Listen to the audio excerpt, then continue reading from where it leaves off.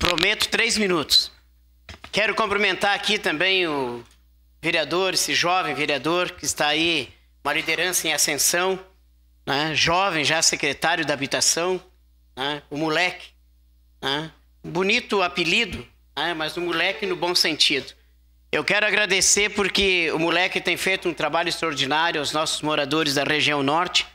Só eu levei 18 lonas para a região norte para cobrir as casas com essa chuvarada e indiquei famílias para que viesse ali pedir uns brasilites. Então, obrigado, vereador. Que Deus abençoe você também na sua caminhada. Eu quero rapidamente agradecer a Câmara de Vereadores, na pessoa da nossa presidente, a Marisol, a mesa aqui, né, aos meus amigos vereadores. Eu acredito que todos são meus amigos, né? Me sinto bem quando converso com cada um de vocês, aprendo com vocês com certeza, e nós temos junto na caminhada, tá? Alguns às vezes me perguntam, D'Ambrosio, e brincam, mas você vai ser candidato a vereador?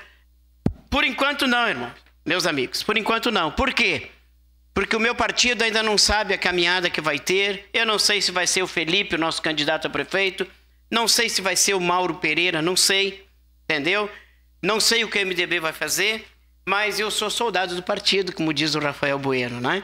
Meus amigos, eu agradeço a todos vocês e digo uma coisa, continue nesse lema, vereador, ver a dor do povo e criar leis que traga benefício à comunidade de Caxias.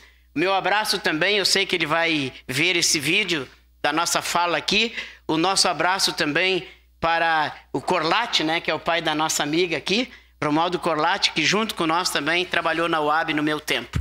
Gente, é isso. Muito obrigado.